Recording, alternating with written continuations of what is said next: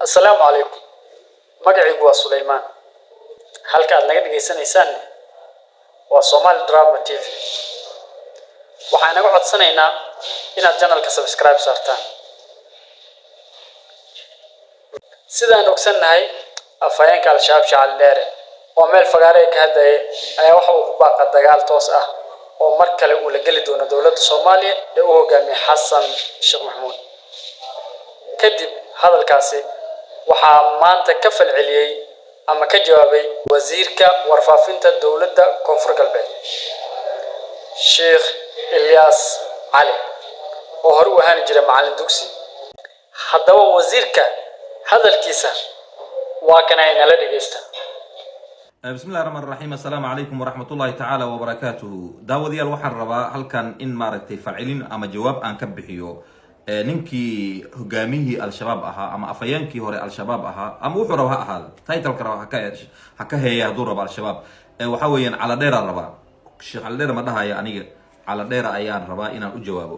cala dheerow haddii madaxweyne xasan sheekh maxamuud aad u jawaabtay adigana anaa kuu jawaabayo sababtoo ah laguma fiirsanayo markii ummadda adiga maaragtay dulmi iyo baatil iyo been iyo propaganda aad ugu yeerayso waxaad rabtaan in maaragtay shacabka Soomaaliyeed ina maaragtay wali dulmiga aad ku sii wadaan. marka saas darteedii ayaa waxaan u soo istaagay inaan ku jawaabo. horta waxaad tihiin ducaatu naar, dadka naartu u yeer ayaa tihiin cala dheerow sababtoo ah ummadda Soomaaliyeed intaad gaarsiiseen intaad dhibaatayseen ayaa wili waxa sii wada inaad sii hanjawaadido handa cadays aad sii wadid oo maaragtay oo wili aad u sii goondisido aad tiraadid hoteelada ka fogaada, laamiyada ka fogaada, maqaayadaha ka fogaada. beentaadu waa dhamaatay saaxiib, anaa runta kuu sheegay beentii hore waa dhamaatay shacab dheerow.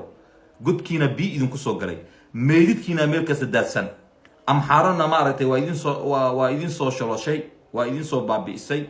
Soomaalidii hadda kacdina Hirshabeelle iyo ilaa Galmudug Koonfur Galbeedna mar dhow waad arki doontaan idinkoo dhulka idinku jiidayo. marka ummadii waa idinku soo kacday. marka hadda waxaad bilowday calaacal iyo maaragtay iyo qayli iyo aan loo joogin. marka aayadaha quraanka aad ku been abuuranaysidna horta aayadaha quraanka iska dhaafal idin ma dhihi kare ila meelad ku fakanaysa ma lahabe. waa ku qasbantiin ina aayad quraan been aad ka sheegtaan aad soo qaadataan, xadiis ina soo qaadataan been aad ka sheegtaan waa ku qasbantiin. صاحب أنا جوابت هذا قصينا يا أيها الذين آمنوا لا تتخذوا عدوي وعدوكم أولياء. مركا لذا هاي أنك عدو إلهي منهن صومالي عدو إلهي معها صومالي وضد لي يقانو أب يصير ضد لي يقانو واي ضد مسلمين أو واي أدي إلهي وكاغد وينسى أنا مسناي.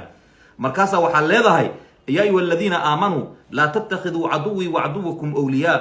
عدو إلهي هكذا جنينا صاحبها هكذا جنينا.